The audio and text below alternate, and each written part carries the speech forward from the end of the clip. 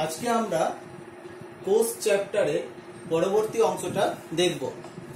আমরা প্রথমেই দেখব যে আমরা আগের দিন দেখেছিলাম যে কোষ প্রধানত তিন প্রকারের হলো প্রোক্যারিওটিক এবং ইউক্যারিওটিক। এই দু ধরনের কোষই কিন্তু বিশেষভাবে বেশি সংখ্যায় দেখতে পাওয়া যাচ্ছে। তাহলে আজকে আমরা প্রথমেই দেখব যে প্রোক্যারিওটিক এবং ইউক্যারিওটিক কোষের মধ্যে কি কি পার্থক্য আছে। আমি কিছু পার্থক্য বলছি। যেমন প্রোক্যারিওটিকের নিউক্লিয়াসটা হচ্ছে আদি নিউক্লিয়াস, মানে নিউক্লিয়াসের মধ্যে নিউক্লিয় পর্দা বলে কিছু নেই। কিন্তু ইউক্যারিওটিকের ক্ষেত্রে নিউক্লিয়াসটি কিন্তু নিউক্লিয় পর্দা সহ একটি নির্দিষ্ট গঠন যুক্ত। নিউক্লিয়াসের যে নিউক্লিওলাস, এই নিউক্লিওলাস কিন্তু প্রোক্যারিওটিক কোষের ক্ষেত্রে অনুপস্থিত। ইউক্যারিওটিক কোষের ক্ষেত্রে কিন্তু নিউক্লিওলাসটা উপস্থিত। রাইবোজোম প্রোক্যারিওটিক কোষের ক্ষেত্রে 70s প্রকৃতির, ইউক্যারিওটিক কোষের ক্ষেত্রে রাইবোজোমটা কিন্তু 80s প্রকৃতির। কোন প্রকার পর্দাবৃত কোষাঙ্গাণু প্রোক্যারিওটিক কোষে পাওয়া যায় না, কিন্তু পর্দাবৃত কোষাঙ্গাণু ইউক্যারিওটিক কোষে পাওয়া যাচ্ছে। প্রোটিন সংশ্লেষ প্রোক্যারিওটিক কোষ এর ক্ষেত্রে কোথায় হয়? কেবলমাত্র সাইটোপ্লাজমে হয়। কিন্তু ইউক্যারিওটিক কোষের ক্ষেত্রে প্রোটিন সংশ্লেষটা সাইটোপ্লাজম সহ মাইটোকন্ড্রিয়া এবং প্লাস্টিডে এই দুটোর মধ্যেই হতে পারে। প্রকৃত কোষ গহ্বর সেটা কিন্তু সাধারণভাবে প্রোক্যারিওটিক কোষে থাকে না, কিন্তু ইউক্যারিওটিক কোষে প্রকৃত কোষ গহ্বর দেখতে পাওয়া যাচ্ছে। এবং এই প্রোক্যারিওটিক কোষে যাবতীয় যা যা পর্দা সবই কিন্তু একক পর্দা যুক্ত। ইউক্যারিওটিক কোষের ক্ষেত্রে কিন্তু একক পর্দার সঙ্গে সঙ্গেও বেশ কিছু দ্বিপর্দা যুক্ত গঠনও দেখতে পাওয়া যাচ্ছে। তাহলে আজকে আমরা প্রধানত কোনটা পড়বো? আজকে আমরা প্রধানত পড়বো ইউক্যারিওটিক কোষ। সেই ইউক্যারিওটিক কোষের আমরা যে দুটো অংশ আছে, একটা কোষ আবরক আর একটি হচ্ছে সাইটোপ্লাজম বা প্রোটোপ্লাজম যেটা বলা হচ্ছে। তাহলে আজকে আমরা প্রধানত পড়বো হচ্ছে কোষ আবরকের বিষয়টা পড়বো। কোষ আবরক প্রধানত দুটো অংশের গঠিত, কোষ প্রাচীর এবং কোষ পর্দা। কোষ পর্দা উদ্ভিদ প্রাণী উভয় কোষই দেখতে পাওয়া যায়। কোষ প্রাচীর কেবলমাত্র কিছু উদ্ভিদ এবং কিছু নির্দিষ্ট জীব কোষে দেখতে পাওয়া যায়। প্রাণী কোষে কোনোভাবেই কোষ প্রাচীর দেখতে পাওয়া যাবে না।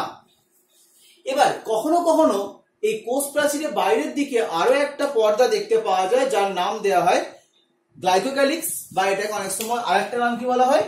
Sell coat. সেল কোট বা গ্লাইকোক্যালিক্স কথাটা বলা হয়। কি দেখতে পাওয়া যায়? এইটা সাধারণভাবে দেখতে পাওয়া যায় কোষ পর্দার বাইরের দিকে, মানে কি বললাম, প্রাণী কোষের প্লাজমা পর্দার বাইরের দিকে মিউকোপলিস্যাকারাইড, গ্লাইকোপ্রোটিন, গ্লাইকোলিপিড ইত্যাদি দ্বারা গঠিত একটা আবরণ দেখতে পাওয়া যায়। আবার ব্যাকটেরিয়া কোষের ক্ষেত্রে এটা কিন্তু প্রোটিন, লিপিড, পলিস্যাকারাইড দিয়ে দেখতে পাওয়া যায় কোষ প্রাচীরের বাইরের দিকে। তাহলে প্রাণী কোষও দেখতে পাওয়া যায় কখনো কখনো গ্লাইকোক্যালিক্স, আবার ব্যাকটেরিয়া কোষের বাইরেও দেখতে পাওয়া যায় গ্লাইকোক্যালিক্স। কি করে এটা? এটা কোষকে সাধারণত বাইরের আঘাত থেকে রক্ষা করতে সাহায্য করতে পারছে, গ্লাইকোক্যালিক্স বা সেল কোট। এরপর আমরা দেখব কোষ প্রাচীরের গঠনটা প্রথমে পড়বো। তাহলে কোষ প্রাচীর ছত্রাকের ক্ষেত্রে তৈরি হচ্ছে কি দিয়ে? কাইটিন নামক একটি যৌগ দিয়ে এই ছত্রাকের ক্ষেত্রে কোষ প্রাচীর তৈরি দেখতে পাওয়া যাচ্ছে। তাহলে কাইটিন একটি কি?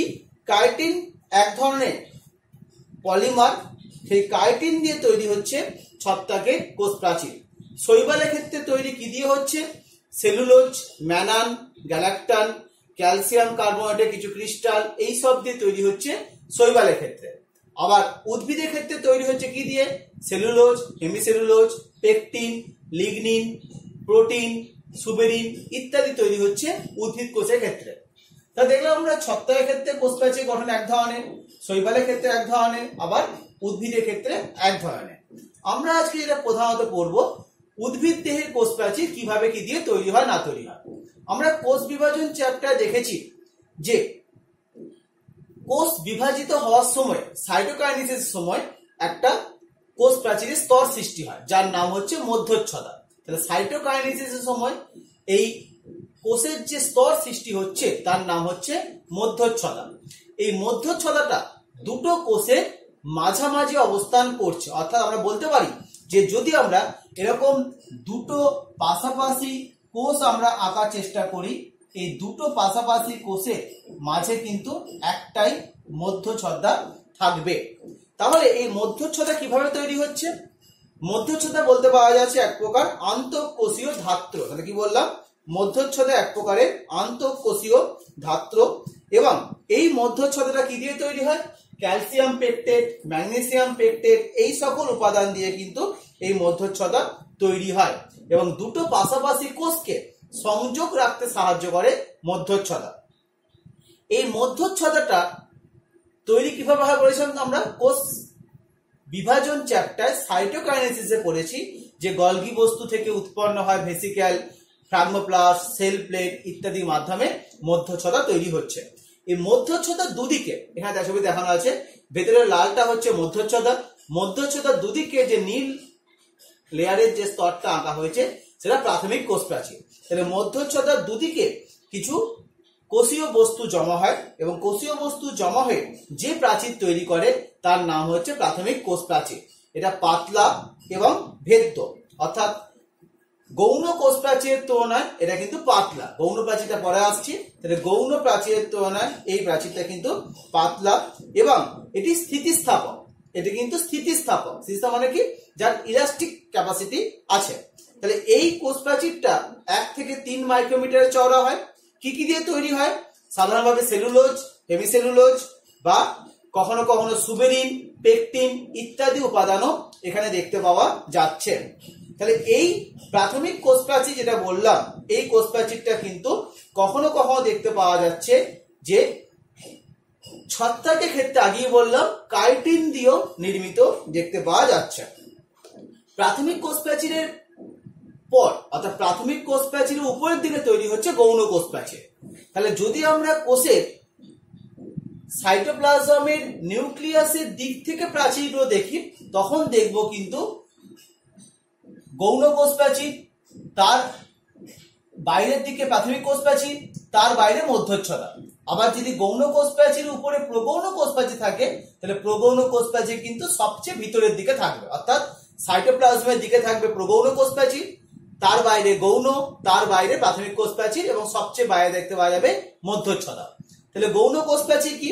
এই গৌণ কোষ প্রাচীর হচ্ছে শক্ত এবং এটা কিন্তু অস্থিতিস্থাপক এবং এর গৌণ কোষ প্রাচীর কিন্তু সব জায়গায় সমানভাবে পুরু হয় না। গৌণ কোষ প্রাচীর কি কি উপাদান দেখতে পাওয়া যায়? Cellulose, pectin, hemicellulose, lignin, cutin ইত্যাদি বিভিন্ন প্রকারের উপাদান দেখতে পাওয়া যাচ্ছে। গৌণ কোষ প্রাচীরের মধ্যে কিছু অলঙ্করণ দেখতে পাওয়া যায়। অলঙ্করণ কাকে বলা হচ্ছে? অর্থাৎ গৌণ কোষ প্রাচীর যখন প্রাথমিক কোষ প্রাচীরের উপর স্থূলীভবন হচ্ছে, সেই স্থূলীভবন হওয়ার সময় বিভিন্ন ধরনের অলঙ্করণ দেখতে পাওয়া যেতে পারছে। আমরা যদি একটা এই ছবি আঁকি কখনো দেখবো হয়তো এই বলয়াকার অর্থাৎ এরকম ভাবে দেখা যাচ্ছে রিং এর মতো কিছু কোষ প্রাচীরের ডিপোজিশন হচ্ছে। কখনো দেখতে পাওয়া যাবে এই ডিপোজিশনটা এরকম কিন্তু সর্পিলাকার দেখতে পাওয়া যাচ্ছে, তাকে বলা হচ্ছে সর্পিলাকার। আবার এখানে দেখিয়েছি আমরা কূপাকৃতি। এই কূপাকৃতি আবার দু ধরনের হতে পারে। কি কি হতে পারে? এই কূপাকৃতি আবার দু ধরনের হতে পারে, সরল কূপ এবং সপার কূপ, সিম্পল পিট আর বর্ডার পিট, অর্থাৎ সরল এবং সপার এই দু ধরনের কূপ হতে পারে। এই কূপটা আমি একটু বলে দিচ্ছি কিভাবে তৈরি হচ্ছে। এখানে একইভাবে দেখানো হয়েছে, ভেতরে লালটা হচ্ছে মধ্যচ্ছদা, তার বাইরে প্রাথমিক কোষ প্রাচীর। প্রাথমিক কোষ প্রাচীরে কিন্তু কোনো অলঙ্করণ দেখতে পাওয়া যায় না। প্রাথমিক কোষ প্রাচীরের উপরে গৌণ কোষ প্রাচীর ডিপোজিশন হয়েছে। এর মাঝে মাঝে যদি কোনো কোনো জায়গায় গৌণ কোষ প্রাচীর জমা না হয়, সেই জায়গাগুলোকে যদি আমরা একটা সেকশন করি তখন কি দেখতে পাওয়া যাবে? তখন এই ধরনের কিছু গোল গোল কূপের মতো গঠন দেখতে পাওয়া যাবে। এবার সপার কূপ কাকে বলা হচ্ছে? আমি ছবিটাকে একটুখানি ঘুরিয়ে আঁকছি। অর্থাৎ ধরা যাক এইভাবে একটা গঠন তৈরি হলো, অর্থাৎ এখানে গৌণ কোষ প্রাচীর ডিপোজিশন হচ্ছে এবং ডিপোজিশন হতে হতে এইভাবে একটা ডিপোজিশন দেখতে পাওয়া যাচ্ছে। তাহলে এখানে দেখতে পাওয়া যাচ্ছে এই যে কূপটা, অর্থাৎ এই কূপের ভিতরটা কিন্তু ফাঁকা, কিন্তু বাইরেটা দেখে মনে হচ্ছে এটা বর্ডার দিয়ে ঘেরা আছে। তাই সপার কূপের যদি সেকশন করা হয় এইভাবে একটা কূপ দেখতে পাওয়া যাচ্ছে। তাহলে এই ধরনের কূপটাকে আমরা বলতে পারছি সপার কূপ বা বর্ডার পিটেড গঠন বলতে পারা যাচ্ছে। এরপর আমরা আসছি প্রগৌণ প্রাচীর, অর্থাৎ যেটা কিছু কিছু ব্যক্তবীজী উদ্ভিদে দেখতে পাওয়া যাচ্ছে। এই প্রগৌণ প্রাচীর কাষ্ঠল ব্যক্তবীজী যারা তাদের দেখতে পাওয়া যায়, এবং জাইলান বলে একটা উপাদান দিয়ে এই প্রগৌণ প্রাচীরটা তৈরি হচ্ছে। এরপর আমরা যদি দুটো কোষের জাংশন দেখি, দেখবো কি আমরা ধরলাম এই দুটো কোষের জাংশন, অর্থাৎ এখানে এরকম ভাবে দুটো কোষ আছে। এই কোষগুলোর মাঝে মাঝে এরকম কিন্তু কি দেখতে পাওয়া যাবে, এরকম ভাবে মাঝে মাঝে কিন্তু কিছু জায়গা ফাঁকা ফাঁকা দেখতে পাওয়া যাচ্ছে। এইগুলোর নাম দেওয়া হচ্ছে প্লাজমোডেসমাটা। অর্থাৎ তাহলে কাকে বলা হচ্ছে প্লাজমোডেসমাটা? উদ্ভিদ কোষের কোষ প্রাচীরের মধ্যে যে অসংখ্য সূক্ষ্ম সূক্ষ্ম ছিদ্র দেখতে পাওয়া যায়, এই ছিদ্রগুলোর মধ্যে কিন্তু সাইটোপ্লাজমীয় যোগসূত্র থাকে, যেটা লেখা হয়েছে ডেসমোটিবিউল। এটা কি? অর্থাৎ এই প্লাজমোডেসমাটার মধ্যে দিয়ে একটা কোষের এন্ডোপ্লাজমীয় রেটিকুলামটা পার্শ্ববর্তী কোষের সাথে একটা সংযোগ তৈরি করে। এই সংযোগ তৈরি করা গঠনটা কি বলা হচ্ছে? ডেসমোটিবিউল। অর্থাৎ ডেসমোটিবিউল হচ্ছে কোষের প্রধানত এন্ডোপ্লাজমিক রেটিকুলামের অংশ, তাই এটা কিন্তু সজীব। কোষ প্রাচীরটা নির্জীব হলো, এ কিন্তু সজীব। কোষ প্রাচীর কিন্তু নির্জীব, কোষ প্রাচীরের মধ্যে কোনো কিন্তু সজীব উপাদান নেই, কিন্তু ডেসমোটিবিউলটা সজীব। তাহলে ডেসমোটিবিউলের মধ্যে দিয়ে যখন কোনো আদান প্রদান হবে, তাহলে প্লাজমোডেসমাটা থাকে কেন? কোষের মধ্যে সাইটোপ্লাজমীয় সংযোগ রক্ষা করছে। একটা কোষের থেকে কিছু উপাদান পাশের কোষে চলে যেতে পারছে, খাদ্য হতে পারে, হরমোন হতে পারে, এরকম বিভিন্ন উপাদান কিন্তু একটা কোষ থেকে অপর কোষে ট্রান্সফার হতে পারছে। কিন্তু এর সুযোগে কিন্তু কিছু রোগ জীবাণুও একটা কোষ থেকে পাশের কোষে চলে যেতে পারছে। ভাইরাস জাতীয় কিছু অণুজীব কিন্তু প্লাজমোডেসমাটার মাধ্যমে একটা কোষ থেকে পাশের কোষে স্থানান্তরিত হয়ে যেতে পারছে। তাহলে আমরা এই প্লাজমোডেসমাটা যে গঠনটা দেখলাম সেটা সজীব গঠন। তাহলে প্লাজমোডেসমাটা এই গঠনটা সজীব, মানে প্লাজমোডেসমাটার মধ্যে দিয়ে যখন কোনো পরিবহন হবে তখন সেই পরিবহনকে বলা হবে সিমপ্লাস্ট পরিবহন। আমরা এই সিমপ্লাস্ট অ্যাপোপ্লাস্টটা প্ল্যান্ট ফিজিওলজি চ্যাপ্টারে পড়ব, যে পরিবহন দু ধরনের হতে পারে, একটা সিমপ্লাস্ট আর একটি অ্যাপোপ্লাস্ট।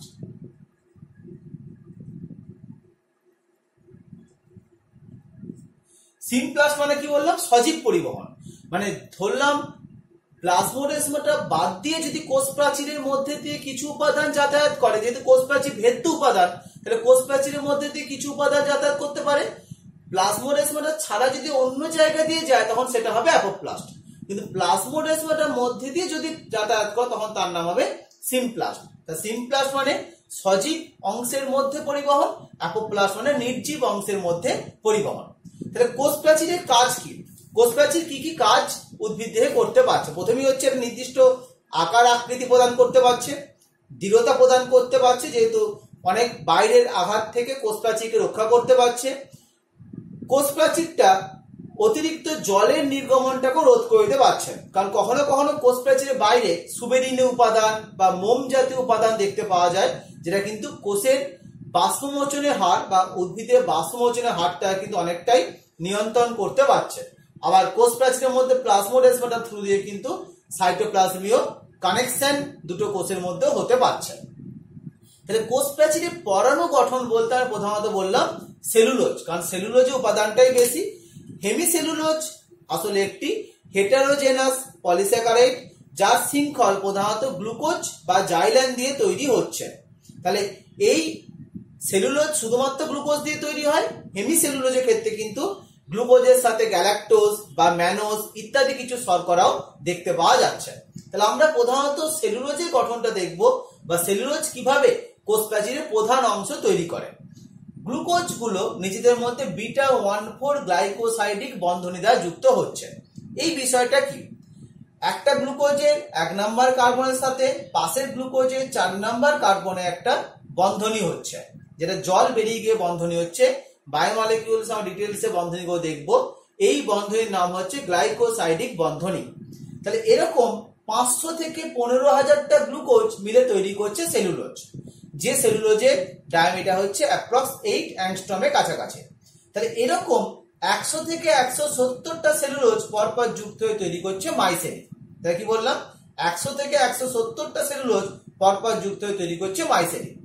আবার 20টা এরকম মাইসেলি পরস্পর যুক্ত হয়ে তৈরি করছে মাইক্রোফাইব্রিল, যার ডায়ামিটার 250 অ্যাংস্ট্রমের কাছাকাছি। 20টার মতো মাইসেলি পরস্পর যুক্ত হয়ে তৈরি করছে মাইক্রোফাইব্রিল, যার ডায়ামিটার 250 অ্যাংস্ট্রমের কাছাকাছি। মাইক্রোফাইব্রিল গুলো আবার নিজেদের মধ্যে আরো বেশি একত্রিত হচ্ছে, অর্থাৎ অনেকগুলো মাইক্রোফাইব্রিল নিজেদের মধ্যে একত্রিত হচ্ছে, তৈরি করছে ম্যাক্রোফাইব্রিল, যার ডায়ামিটার প্রায় 0.4 মাইক্রোমিটার। তাহলে এইভাবে দেখতে পাওয়া যাচ্ছে কিন্তু আস্তে আস্তে গ্লুকোজের মধ্যে বিভিন্ন ধরনের পলিমারাইজেশন ঘটার মাধ্যমে আস্তে আস্তে একটা কোষ প্রাচীরের গঠন তৈরি হচ্ছে। এক একটা মাইক্রোফাইব্রিলের মধ্যে প্রায় 5 লক্ষ সেলুলোজ অণু থাকতে পারছে। তাহলে আমরা এইভাবে দেখতে পাচ্ছি কোষ প্রাচীরের একটা গঠন আমরা দেখতে পেলাম, যে কোষ প্রাচীর এইভাবে তৈরি হতে পারছে। এরপর আমরা যেটা আসবো সেটা হচ্ছে কোষ পর্দার গঠনটা আমরা আসবো, যে কোষ পর্দা কিভাবে কি কাজ করতে পারে না পারে, বা কোষ পর্দা সেটা কি। আমরা জানি কোষ পর্দা একটি প্রভেদক ভেদ্য পর্দা, অর্থাৎ কোষ পর্দা কিন্তু কি বললাম, এক প্রকার প্রভেদক ভেদ্য পর্দা রূপে কাজ করতে পারছে। তাহলে কোষ পর্দার উপাদান আমরা কি কি দেখতে পাবো, আমরা এবার সেই বিষয়টা আসছি যে কোষ পর্দা উপাদান আমরা কি কি দেখতে পাবো। তাহলে আমরা এখানে প্রথমে লিখেছি কোষ পর্দা লিপিড, প্রোটিন এবং শর্করা দিয়ে তৈরি হচ্ছে। আবার বলছি, কোষ পর্দা কি দিয়ে তৈরি হচ্ছে? কোষ পর্দা প্রধানত লিপিড, প্রোটিন এবং শর্করা দিয়ে তৈরি দেখতে পাওয়া যেতে পারছে। লিপিডের পরিমাণ 20 থেকে 79%, প্রোটিনের পরিমাণ 20 থেকে 70%, শর্করা 1 থেকে 2%। অর্থাৎ এটা কি বলা হচ্ছে, অর্থাৎ বিভিন্ন ধরনের কোষের মধ্যে এটা ভ্যারি করতে পারে। যেমন যদি আমরা আরবিসি দেখি, তাহলে আরবিসির মধ্যে 52% থাকবে প্রোটিন,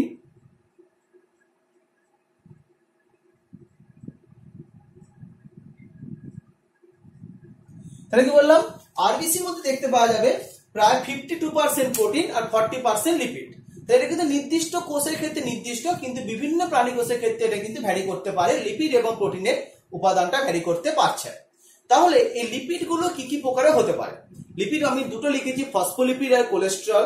এছাড়াও ফসফোগ্লিসারাইড বা গ্লাইকোলিপিড, স্ফিঙ্গোলিপিড, এরা বিভিন্ন প্রকার লিপিড কিন্তু হতে পারে। কি বললাম, ফসফোলিপিড আর কোলেস্টেরল এই দুটো বাদ দিও, গ্লাইকোলিপিড দেখতে পাওয়া যেতে পারে, স্ফিঙ্গোলিপিড দেখতে পাওয়া যেতে পারে, এরকম বিভিন্ন প্রকার লিপিড কিন্তু কোষ পর্দা দেখতে পাওয়া যায়।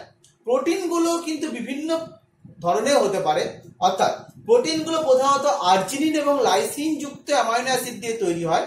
এবং প্রোটিনেরও আমরা ভাগ পরের দিকে আসবো, যে প্রোটিন কখনো অন্তস্থ প্রোটিন, কখনো বহিস্থ প্রোটিন। আবার শর্করাও যেটা দেখতে পাওয়া যাচ্ছে 1 থেকে 2% শর্করা দেখতে পাওয়া যেতে পারছে।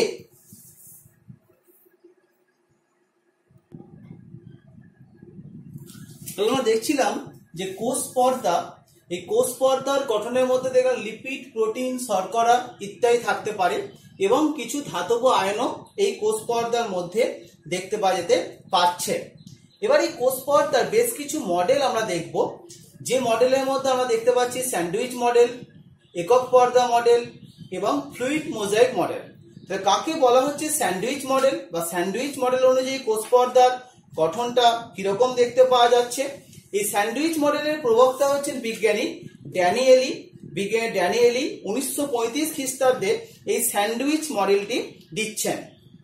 তার এই মতবাদ অনুযায়ী স্যান্ডউইচ যেমন দেখতে হয়, অর্থাৎ ফসফোলিপিডের দুটি স্তর, সেই ফসফোলিপিডের স্তরের মধ্যে প্রোটিনটা কি দেখতে পাওয়া যাচ্ছে, অর্থাৎ কি বললাম, প্লাজমা পর্দার দ্বিস্তরীয় ফসফোলিপিড স্যান্ডউইচের মতো বাইরের দুই দিক থেকে 2 প্রোটিন স্তর দ্বারা আবদ্ধ থাকে।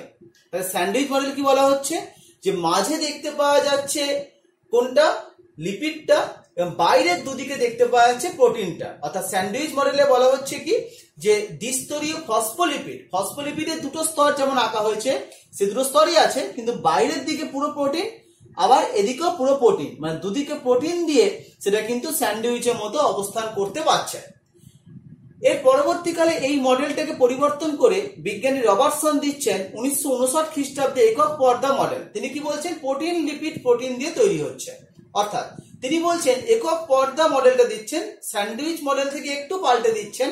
তিনি বলছেন বাইরে একটা প্রোটিন স্তর আছে, 20 অ্যাংস্ট্রমের চওড়া, মাঝে লিপিড স্তর আছে 35 অ্যাংস্ট্রমের, এবং আবার আরেকটি প্রোটিন স্তর আছে 20 অ্যাংস্ট্রম। অর্থাৎ এভাবে দেখতে পাওয়া যাচ্ছে কি প্রোটিন লিপিড প্রোটিন এইভাবে কিন্তু টোটাল 75 অ্যাংস্ট্রমে একটা চওড়া পর্দার কথা কিন্তু বিজ্ঞানী রবার্টসন বললেন। কিন্তু এই মডেলগুলো কোনোটাই কিন্তু কোষ পর্দার গঠন বা কাজটাকে ঠিকভাবে ব্যাখ্যা করতে পারছিল না। তাই সবচেয়ে গ্রহণযোগ্য মতবাদটি হচ্ছে বিজ্ঞানী সিঙ্গার এবং নিকলসন 1972 খ্রিস্টাব্দে দিচ্ছেন ফ্লুইড মোজাইক মডেল। তাহলে এই মডেল অনুযায়ী কি বলা হচ্ছে? এই মডেল অনুযায়ী বলা হচ্ছে কোষ পর্দা একটি quasi fluid nature. Quasi fluid কথা মানে কি? কোষ পর্দা না পুরো কঠিন না পুরো তরল, অর্ধ তরল প্রকৃতির। এই অর্ধ তরলটা কি বলা হচ্ছে? কোয়াসি ফ্লুইড নেচার হিসেবে ব্যাখ্যা করতে আমরা পাচ্ছি। এবং এর মধ্যে দুটো লিপিডের স্তর দেখতে পাওয়া যাচ্ছে, দ্বিস্তরীয় লিপিড নিরবিচ্ছিন্ন ভাবে দেখতে পাওয়া যেতে পারছে। তাহলে আমরা এখানে লিপিডের ছবি এঁকেছি এবং এইখানেও দেখো ছবি দেখানো আছে লিপিডের দুটো যে স্তর দেখানো আছে। তাহলে একটা স্তরকে বলা হচ্ছে, একটা দিককে বলা হচ্ছে পোলার প্রান্ত আর একটা নন পোলার প্রান্ত। পোলার প্রান্ত হচ্ছে জলাকর্ষী আর নন পোলার প্রান্ত হচ্ছে জল বিরোধী। অর্থাৎ যেটা বাইরের দিকে আছে সেটা হচ্ছে জলাকর্ষী অর্থাৎ জলকে আকর্ষণ করবে, আর যেটা ভিতরের দিকে আছে সেটা কিন্তু জল বিরোধী। এইভাবে কিন্তু দুটো প্রান্ত দেখতে পাওয়া যেতে পারছে। এই লিপিড আমি আগেই বললাম, লিপিড ছাড়াও কিন্তু আরো কিছু লিপিডের, এটা হচ্ছে প্রধানত ফসফোলিপিডের গঠন। এই ফসফোলিপিড ছাড়াও কিন্তু আরো কিছু ধরনের লিপিড দেখতে পাওয়া যায়। এখানে দেখো কালো যে লিপিড স্তরে দেখানো হয়েছে তার মাঝে মাঝে কিছু নীল নীল স্তর দেখতে পাওয়া যায়। মানে এই একটা, এই একটা, এই একটা, এগুলো হচ্ছে আসলে কোলেস্টেরল। তাহলে আমরা এইটাকে বলতে পারছি কি এগুলো হচ্ছে কোলেস্টেরল।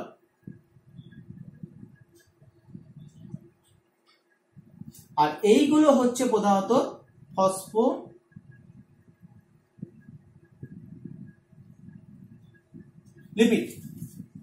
তাহলে এইভাবে দুটো গঠন দেখতে পাওয়া যাচ্ছে, একটা কোলেস্টেরল আর হচ্ছে ফসফোলিপিড। এই দুটো যে গঠন দেখতে পাওয়া যাচ্ছে, এছাড়াও আরো কিছু লিপিডের স্তর কিন্তু দেখতে পাওয়াতে পারছে। এবার এই প্রোটিনগুলো লিপিড স্তরের মধ্যে হিমোশৈলের ন্যায় ভেসে থাকে। অর্থাৎ যেমন একটা সমুদ্রের জলের মধ্যে যদি বরফ ভেসে বেড়ায় তা সেটা যেমন দেখতে লাগে, এখানে প্রোটিনগুলো কিন্তু এই লিপিডের স্তরের মধ্যে হিমোশৈলের ন্যায় ভেসে বেড়াচ্ছে বা ভেসে বেড়ানো দেখতে পাওয়া যেতে পারছে। তাহলে আমরা এরপর এই প্রোটিনটা যেটা বললাম, এই প্রোটিনটা যদি গঠন দেখি, প্রোটিন সাধারণত দু ধরনের হতে পারে।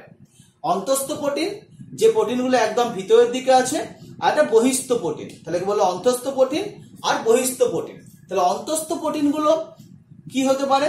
অন্তস্থ প্রোটিন হতে পারে দু প্রকার। একটা প্রোটিন এক প্রান্ত থেকে আর এক প্রান্ত পর্যন্ত দেখতে পাওয়া যায়, আবার আরেকটা প্রোটিন কিন্তু কিছুটা পরিমাণ নিমজ্জিত অবস্থায় দেখতে পাওয়া যাচ্ছে। অন্তস্থ প্রোটিনের পরিমাণই প্রায় 70% এবং অন্তস্থ প্রোটিনগুলো খুব দৃঢ়ভাবে এই লিপিডের সাথে যুক্ত হয়ে আছে হাইড্রোফোবিক বন্ধনীর মাধ্যমে। ডিটারজেন্ট ছাড়া কিন্তু অন্তস্থ প্রোটিনগুলোকে কোনোভাবে পৃথক করতে আমরা পাচ্ছি না। কিছু কিছু অন্তস্থ প্রোটিন আবার এরকম চ্যানেল প্রোটিনের ন্যায় কাজ করতে পারে। হ্যাঁ, দেখানো আছে এটা হচ্ছে চ্যানেল প্রোটিন। তাহলে এই চ্যানেল প্রোটিনের ন্যায় কাজ করতে পারছে, অর্থাৎ যার মধ্য দিয়ে কোনো কণা যাতায়াত করতে পারবে, কোষের মধ্যে প্রবেশ করতে পারে বা কোষের বাইরে বেরিয়ে আসতে পারছে। এই যাতায়াত করার ক্ষেত্রে কিন্তু চ্যানেল প্রোটিনগুলো সাহায্য করতে পারছে। প্রোটিনের অণুগুলো কিন্তু পাশাপাশি নিজেদের মধ্যে মুভ করতে পারে। অর্থাৎ কি বললাম? প্রোটিনের অণুগুলো কিন্তু পাশাপাশি নিজেদের মধ্যে মুভ করতে বা নিজেদের মধ্যে যাতায়াত করতে পারছে। এই প্রোটিনগুলো হচ্ছে বহিস্থ প্রোটিন, অর্থাৎ যেগুলো একদম বাইরের দিকে আছে তাদের নাম হচ্ছে বহিস্থ প্রোটিন।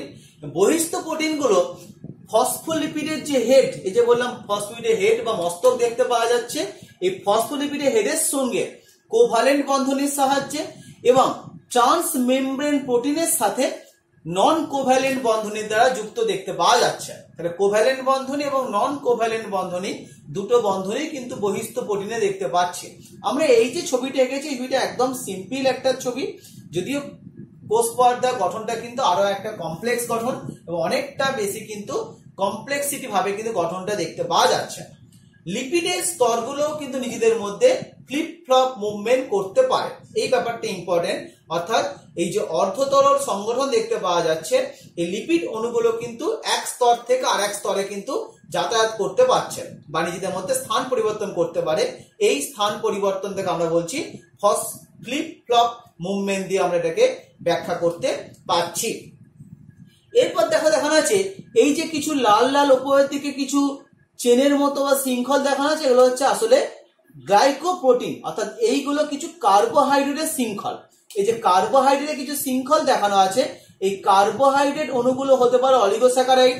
এরা কিন্তু প্রোটিনের সঙ্গে বা লিপিডের সঙ্গে গ্লাইকোলিপিড বা গ্লাইকোপ্রোটিন হিসাবে যুক্ত দেখতে পাওয়া যাচ্ছে। প্রাণী কোষে আগেই বললাম কোলেস্টেরল দেখতে পাওয়া যাচ্ছে। এই কোলেস্টেরলটা কিন্তু কোষের স্টেবিলিটি বা কোষ পর্দার স্থায়িত্ব বাড়াতে সাহায্য করতে পারছে। এই কোলেস্টেরলটা কোষ পর্দার স্থায়িত্ব বৃদ্ধি করতে সাহায্য করছে কোলেস্টেরল। ব্যাকটেরিয়া কোষের কোষ পর্দায় কিন্তু কোলেস্টেরল দেখতে পাওয়া যাবে না। আবার বলছি, ব্যাকটেরিয়া কোষের কোষ পর্দায় কিন্তু কোলেস্টেরল দেখতে পাওয়া যাবে না। এরপর আমরা কোষ পর্দার কিছু পরিবর্তিত রূপ দেখব, যার মধ্যে কিছু আমরা আগে দেখেছি। যেমন এখানে কিছু গঠন দেখানো আছে আঙ্গুলের ন্যায় ছবি। তাহলে এই কোষ পর্দার একটা দিকে যে আঙ্গুলের ন্যায় কিছু উপবৃদ্ধি দেখতে পাওয়া যাচ্ছে, এটাকে বলা হচ্ছে মাইক্রোভিলি। তাহলে এই মাইক্রোভিলি গঠন কিন্তু নেফ্রনের গঠনে দেখতে পাওয়া যায়। আমরা প্রোক্যারিওটিক কোষের ক্ষেত্রে দেখেছিলাম যে কোষ পর্দা ভিতরের দিকে ভাঁজ হয়ে মেসোজোম তৈরি করে, যে কোষ পর্দা ভিতরের দিকে ভাঁজ হয়ে মেসোজোম তৈরি করে। তাহলে মেসোজোমটা কি? কোষ পর্দার ভিতরের দিকে ভাঁজ। আর এখানে লেখা আছে লোমোজোম। এই লোমোজোম কোথায় দেখতে পাওয়া যাচ্ছে? লোমোজোম দেখতে পাওয়া যাচ্ছে ছত্রাকের কোষে দেখতে পাওয়া যাচ্ছে। লোমোজোমটা কি? কোষ পর্দার বাইরের দিকে উপবৃদ্ধি। আবার বলছি, কোষ পর্দার বাইরের দিকের উপবৃদ্ধিকে বলা হচ্ছে লোমোজোম। কোষ পর্দার বাইরের দিকে যে উপবৃদ্ধি দেখতে পাওয়া যায় তাকে বলা হচ্ছে লোমোজোম। তাই কি দেখলাম? কোষ পর্দার বেশ কিছু পরিবর্তিত রূপ দেখতে পাওয়া যায়। তো লোমোজোম কোথায় দেখতে পাওয়া যাচ্ছে বললাম? লোমোজোম দেখতে পাওয়া যাচ্ছে ছত্রাকের কোষের মধ্যে আমরা লোমোজোমটা দেখতে পাচ্ছি। এরপর আমরা কোষ পর্দার আরো কিছু ধরনের আমরা পরিবর্তিত রূপ সম্বন্ধে আলোচনা করব। যেমন কোষ পর্দা নিজেদের মধ্যে সংযোগের সময় বিভিন্ন প্রকার জাংশন তৈরি করতে পারে। টাইট জাংশন, গ্যাপ জাংশন, ডেসমোজোম, হেমিডেসমোজোম, এরকম বেশ কিছু কিন্তু জাংশন এই কোষ পর্দা তৈরি করতে পারছে। প্রথম আমরা আলোচনা করব টাইট জাংশন কাকে বলে। এখানে ছবি দেখানো আছে, এই যে দুটো কোষের কোষ পর্দা যখন সংযোগ হচ্ছে সেই জায়গায় একটা গঠন তৈরি হচ্ছে। এই গঠনটার নাম হচ্ছে টাইট জাংশন। তাহলে এই গঠনটা হচ্ছে কি? একটা খাঁজের ন্যায় স্ট্রাকচার তৈরি হচ্ছে। কেন নাম দেওয়া হচ্ছে টাইট জাংশন? কারণ এই জাংশনের মধ্যে দিয়ে কোনো কণা কিন্তু যাতায়াত করতে পারে না এবং গঠনটা অনেকটা চেনের যে জিপ, সে চেনের জিপের ন্যায় গঠন দেখতে লাগছে এই টাইট জাংশন। গ্যাপ জাংশন মানে কি? তাদের মাঝে এই যে এখানে যেমন অনেক দৃঢ়ভাবে সংলগ্ন আছে, এদের মাঝে কিন্তু গ্যাপটা একটু বেশি হবে এবং গ্যাপ জাংশনের মধ্যে দিয়ে কোষান্তর আদান প্রদান চলবে। তাহলে কি বললাম? টাইট জাংশনের মধ্যে দিয়ে কোনো প্রকার কোষান্তর আদান প্রদান চলছে না, কিন্তু গ্যাপ জাংশনের মধ্যে দিয়ে কোষান্তর আদান প্রদান সম্ভব। এটা হচ্ছে গ্যাপ জাংশন ও টাইট জাংশনের প্রধান পার্থক্য।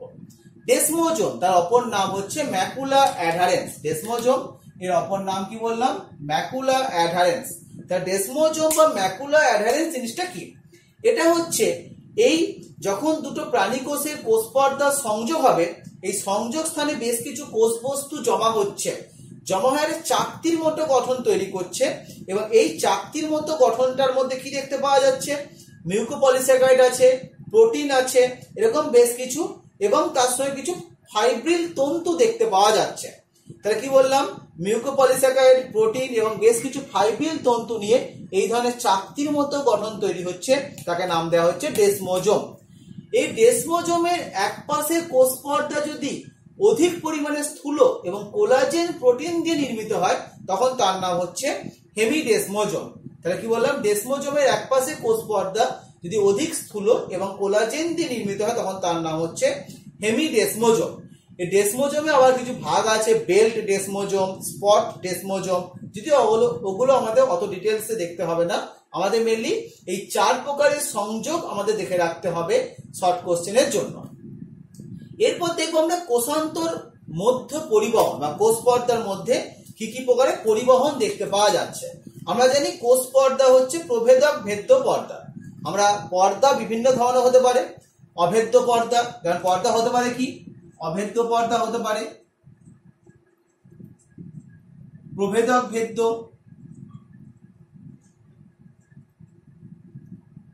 ভেদ্য। যেমন অভেদ্য পর্দা যেমন হচ্ছে প্লাস্টিক, প্লাস্টিক যেমন এক ধরনের অভেদ্য পর্দা দেখতে পাওয়া যাচ্ছে, যার মধ্যে দিয়ে কোনো প্রকার স্থানান্তর হতে পারছে না। আবার কোষ পর্দা কখনো কখনো অভেদ্য হতে পারে, যেমন বেশ কিছু মাছে দেখতে পাওয়া যায় অনিষিক্ত ডিম্বাণুর পর্দা কিন্তু এরকম অভেদ্য পর্দার ন্যায় আচরণ করছে। আবার মাছের পটকা বা ডিমের আবরণে এগুলো হচ্ছে কিন্তু অর্ধভেদ্য পর্দার ন্যায় কাজ করতে পারছে। আমরা অর্ধভেদ্য পর্দাটা অভিশ্রবণ ব্যাপারে পড়েছি, যে অর্ধভেদ্য মানে কি, যার মধ্যে দিয়ে কেবলমাত্র দ্রাবকে অণু যেতে পারবে কিন্তু কোনো দ্রাবের অণু যেতে পারবে না। কোষ পর্দা প্রধানত পছন্দমাফিক পর্দা বা প্রভেদক ভেদ্য পর্দা হিসাবে কাজ করতে পারছে, অর্থাৎ যার মধ্যে দিয়ে কিছু নির্দিষ্ট কণা, যেমন ধরো এই যে চ্যানেল প্রোটিনের মধ্যে দিয়ে কোনো কণাকে আসতে হলে তার ডায়ামিটার চ্যানেল প্রোটিনের এই গ্যাপের চেয়ে ছোট হতে হবে। চ্যানেল প্রোটিনের যদি গ্যাপের চেয়ে আকারে বড় কোনো কণা হয়ে যায়, সেই কণা কিন্তু আসতে পারবে না। তাহলে এরকম বিভিন্ন ধরনের পর্দা আমরা দেখতে পাচ্ছি। তাহলে কোষ পর্দার মধ্য দিয়ে যে পরিবহনটা হচ্ছে, সেই পরিবহন হতে পারে নিষ্ক্রিয়, যেখানে এটিপি লাগবে না, আবার হতে পারে সক্রিয়, যেখানে এটিপি লাগবে। নিষ্ক্রিয় পরিবহন কি কি হতে পারে? ব্যাপন, অভিশ্রবণ, সহায়ক ব্যাপন বা ডায়ালিসিস। তাহলে ব্যাপন কাকে বলা হচ্ছে? ব্যাপন হচ্ছে অধিক ঘনত্ব থেকে কম ঘনত্বের দিকে দ্রাব বা দ্রাবের কণা যেতে পারবে। সহায়ক ব্যাপন জিনিসটা কি? অর্থাৎ ব্যাপনই হচ্ছে কিন্তু সেখানে একটা সাহায্য হচ্ছে। ব্যাপন যেমন সজীব নির্জীব যে কোনো মাধ্যমে হতে পারে, সহায়ক ব্যাপন কেবলমাত্র সজীব মাধ্যমে হতে পারে। কিছু সজীব প্রোটিন তারা কিন্তু ব্যাপন প্রক্রিয়া সাহায্য করছে, তাই নাম দেওয়া হচ্ছে সহায়ক ব্যাপন। এছাড়া অভিশ্রবণ ব্যাপারটা আগেই বললাম, অর্ধভেদ্য পর্দা দিয়ে পৃথক থাকাকালীন দ্রাবকের অধিক ঘনত্ব থেকে দ্রাবকের কম ঘনত্বে দ্রাবকের অণুগুলো যাতায়াতকে বলা হচ্ছে অভিশ্রবণ। ডায়ালিসিস কাকে বলা হচ্ছে? যে প্রক্রিয়ায় প্লাজমা পর্দার মাধ্যমে প্রোটিনের ক্ষুদ্র ক্ষুদ্র অণুগুলি অপেক্ষাকৃত বড় অণু থেকে পৃথকীকৃত হয়। কি বললাম? প্লাজমা পর্দার মাধ্যমে প্রোটিনের ক্ষুদ্র ক্ষুদ্র অণুগুলি বড় প্রোটিনের অণু থেকে পৃথক হয়, তার নাম দেওয়া হচ্ছে ডায়ালিসিস। তাহলে এই নিষ্ক্রিয় পরিবহনে কিন্তু কোনো এটিপি লাগছে না। সক্রিয় পরিবহন, যে পরিবহনে এটিপি লাগছে, তাহলে এটিপি লাগছে মানে কি? সেটা হতে পারে প্রধানত দু প্রকার, এন্ডোসাইটোসিস আর এক্সোসাইটোসিস। এন্ডো মানে ভেতরে প্রবেশ করানো, আমি ধরলাম এটা অ্যামিবা কোষ, এগুলো কিছু তরল কণা, যে ছোট ছোট কণা তরল কণা। এই অ্যামিবা যখন কোনো তরল কণাকে গ্রহণ করবে, এগুলো হচ্ছে কঠিন। অ্যামিবা যখন কোনো তরল কণাকে গ্রহণ করবে তখন তাকে বলা হচ্ছে পিনোসাইটোসিস। তাহলে পিনোসাইটিস মানে কি? অর্থাৎ পিনোজোম তৈরি হবে, অর্থাৎ কোষ পর্দাটা সেই তরল কণার দিকে একটু ভাঁজ সৃষ্টি করবে, ইনভ্যাজিনেশন পদ্ধতিতে তরল কণাটাকে কোষের মধ্যে প্রবেশ করাবে, পিনোজোম তৈরি করবে, এটা গহ্বর তৈরি করবে, দিয়ে কোষ সেই তরল কণাটাকে কোষের মধ্যে প্রবেশ করে নেবে। একই পদ্ধতি যদি কঠিন কণা ক্ষেত্রে হয় তখন তার নাম হবে ফ্যাগোসাইটোসিস। এখানে যেমন গহ্বরের নাম বললাম পিনোজোম, এখানে গহ্বরের নাম হবে ফ্যাগোজোম। তাহলে পিনোজোম আর ফ্যাগোজোম এই দুটো পদ্ধতিতে কিন্তু এন্ডোসাইটোসিস প্রক্রিয়ায় কোনো কোষ পর্দার মধ্যে কিছু প্রবেশ করতে পারছে, এই প্রক্রিয়ায় কিন্তু এনার্জি লাগছে। এক্সোসাইটোসিস মানে কি? কোষ থেকে কিছু বের করে দেওয়া, অর্থাৎ যখন কোনো কোষ থেকে উৎসেচক, হরমোন এরকম কিছু কোষ থেকে বেরিয়ে আসে তখন তাকে বলা হয় এক্সোসাইটোসিস। এমিওসাইটোসিস বা এটাকে সেল ভমিটিংও বলা হয়, অর্থাৎ এই প্রক্রিয়ার মাধ্যমে কোনো কোষ তার অপাচ্য কিছু অংশকে কোষ পর্দা থেকে বাইরে বার করে দেয়। তাহলে এমিওসাইটোসিসটা কি বলা হচ্ছে? কোষের মধ্যস্থ কিছু অপাচ্য বা রেচন বস্তু সেটা কিন্তু কোষের বাইরে বেরিয়ে আসছে, এই পদ্ধতিকে বলে এমিওসাইটোসিস, বা এটাকে রিভার্স স্পিনোসাইটোসিসও বলা হয়। কি বললাম? এই এমিওসাইটোসিসের অপর নাম কি? অপর নামটা হচ্ছে রিভার্স